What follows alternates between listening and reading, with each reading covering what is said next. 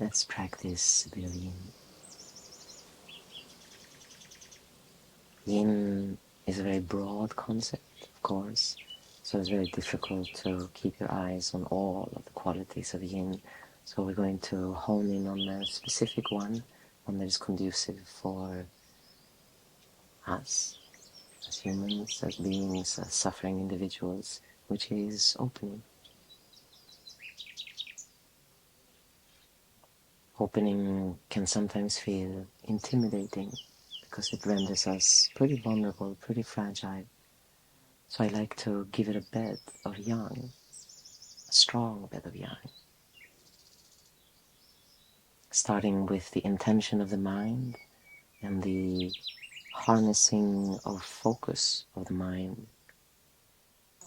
And this yang quality, which feels strengthening and stabilizing, it very often allows for yin to be more permeable, to be easier to face.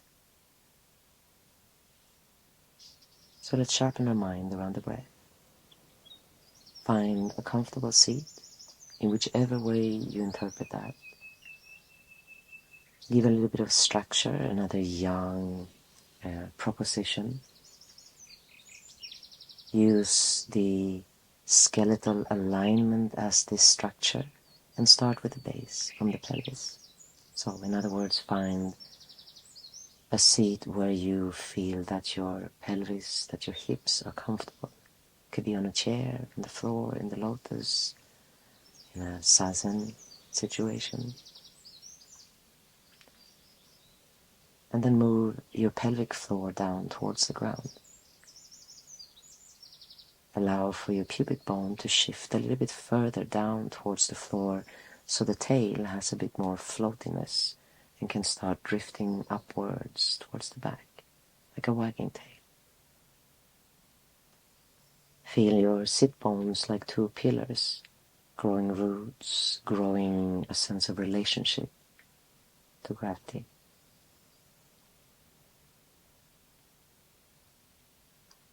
And then relax your belly. Relax your diaphragm. And point your mind to the breath. Now the setup from the structural alignment, from this placement of the pelvis that allows for the effortless lengthening of the spine and the release of the abdominal wall and the relaxation of the diaphragm, it should facilitate so that breath feels a little easy. Unless, of course, you're struggling with internal emotions or energies that make you tighten.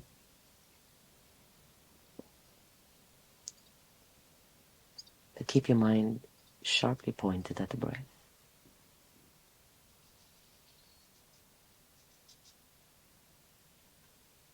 Leading the mind to the breath and away from the thought pattern that creates and recreates these tense patterns inside, that allows for the body to, for lack of a better word, forget that it's feeling misery, that it's feeling suffering, and it allows for natural relaxation. So sharpening in this yang way around that breathing, it allows for yin to appear. Let's keep it there for a bit. Engaging our willpower, engaging our ability to focus, training sustained awareness.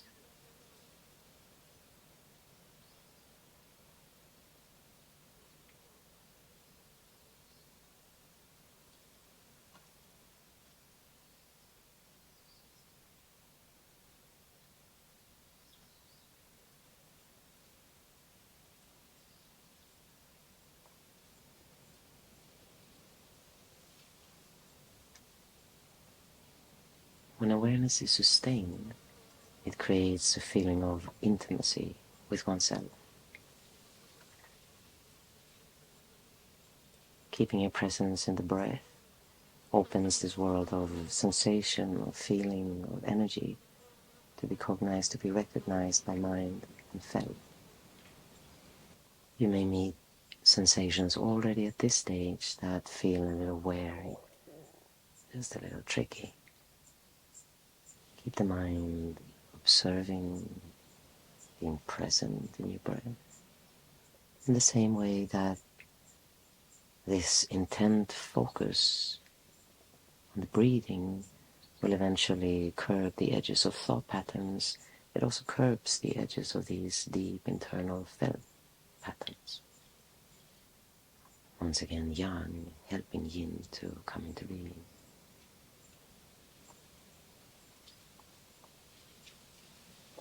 From here, we're just going to bow the head forward, allowing for a slight curve of the upper back, allowing for the chest to cave in slightly, keeping that belly nice and relaxed, big, soft. Feel the weight of the shoulders dropping. Feel the weight of your skull sinking. And there you meet that first resistance, that tightness in the neck, harshness in the shoulders, maybe in the jaw, in the upper back.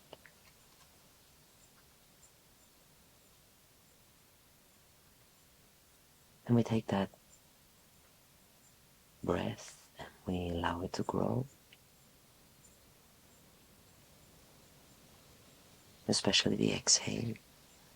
You want to feel every single exhale releasing a little bit more of the tension in the neck, in the jaw, in the shoulders.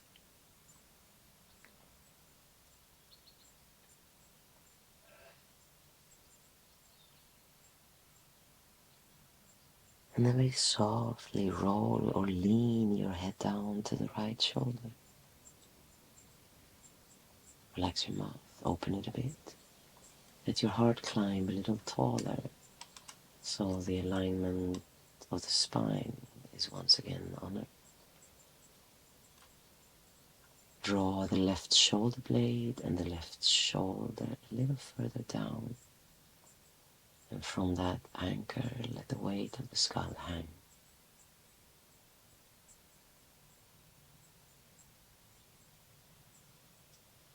Now every posture affects the feeling inside. And as you're leaning down, you might feel some initiation of tension in the diaphragm again, or in the abdominal wall.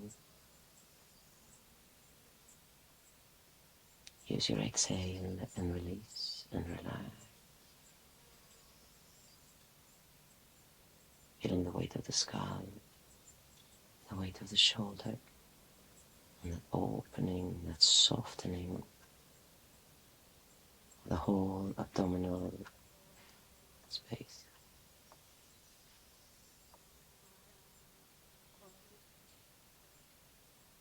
And then slowly roll through center, or come up through center and lean or roll over to your left.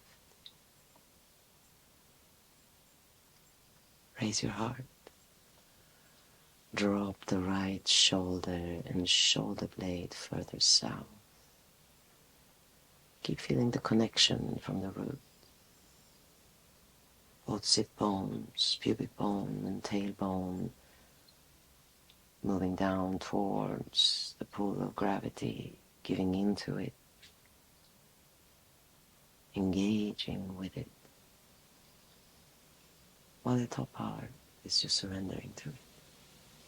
Weight of the skull, the weight of the right shoulder, the weight of your belly,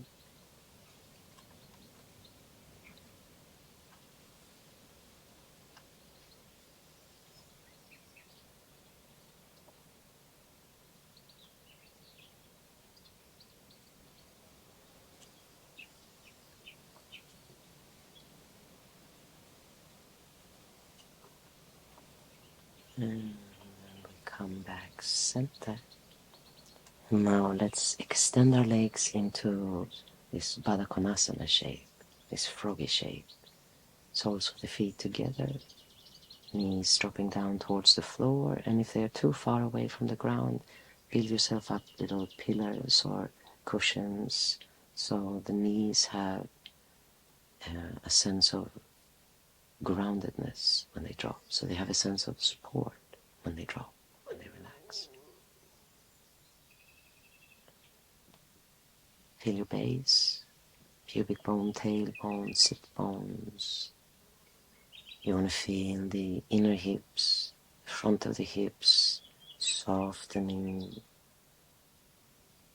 slowly releasing, using that exhale, seducing the hips into relaxation.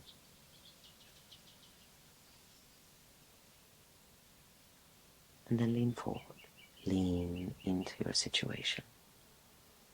And as you lean into the situation, then it's almost like it appears in technicolor. You feel more in the hips. New colors starting to appear in the lower back, around the sacrum. That bit of impulse of tension might start to arise in the abdominal wall, in the diaphragm, and in the neck and shoulders again. So we point our mind to the exhale, and we see if we can execute that exhale with calm. And to gain that sense of control around the breath, we apply a bit of ujjayi. It's not necessary, it just helps.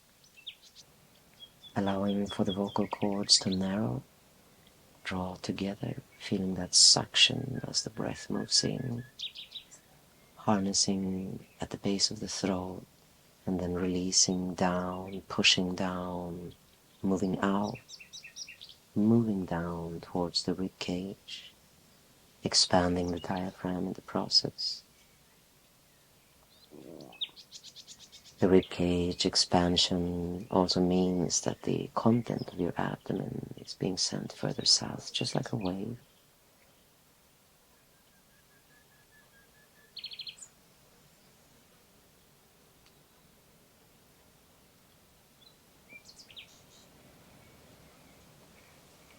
Use that ujjayi to follow the exhale all the way through, as if you wanted to almost taste the tension on its way out of the body. Creating this little pause at the center of the throat that slows everything down and allows for recognition and for a conscious release. And with that conscious release, you'll find the body softens, becomes heavier, it is being pulled down a little more.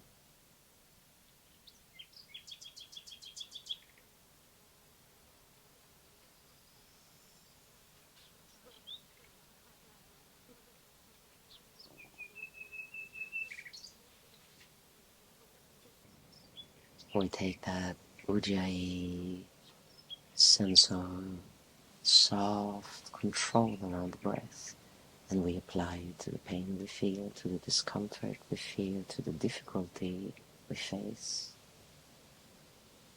And we allow for the flavor of the breath to be spacious. We allow for the flavor of the breath to be calming, like balm on top of your wounds. We allow for the flavor of the breath to be loving, so that every little trace of breath that reaches your difficulty has that quality of compassion that makes even the most hardened difficulty a little softer.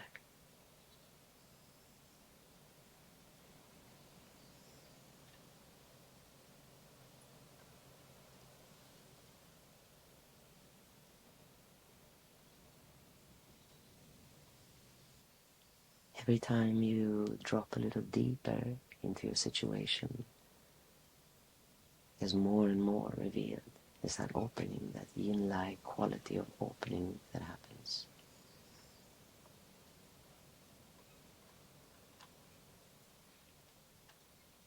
drawing the breath towards wherever feeling is heightened, curious, different.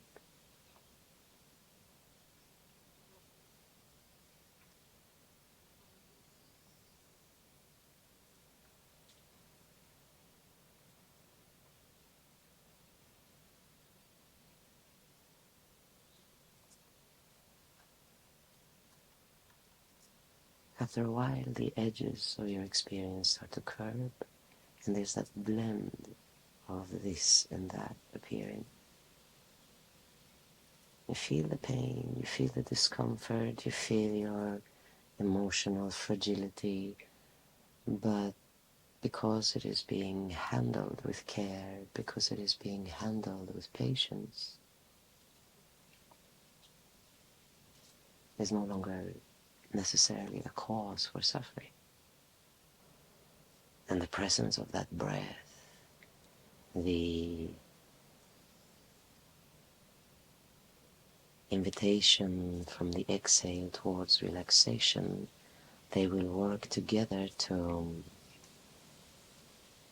energize, to move stagnated mental, physical, or emotional energy in your container, in your body. And as it moves, you feel how you are directly affecting your change. How you are the conductor of your experience. Which brings us back to young, to the creative space.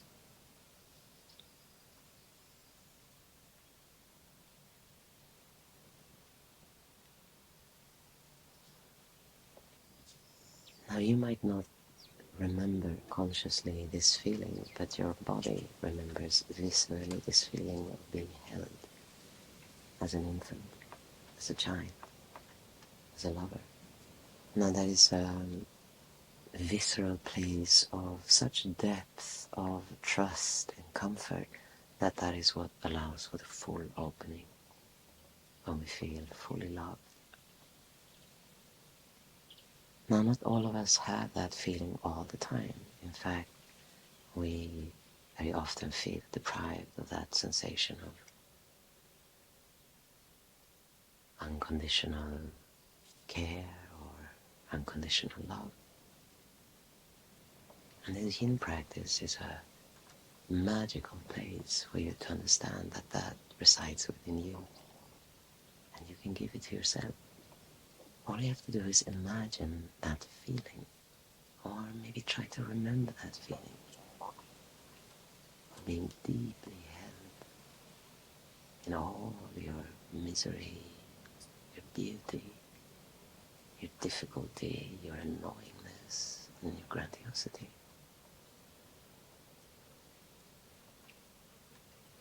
When you feel like you're being held in all the spectrum from the mundane to the profound, and there's a true experience of love. One that is pure nourishment for your being, for your body. And that held space is very much the yin space. How you relate to it, to that which comes out when you open your pockets, your corners, your grievances. That is your creative input. That is where your yang meets the yin. So in essence, what you are doing is you are creating an environment that fosters, that nurtures the ability to fully expose who you are, and then inhabit that space with the most powerful of all qualities, the most maybe young of all qualities, just love.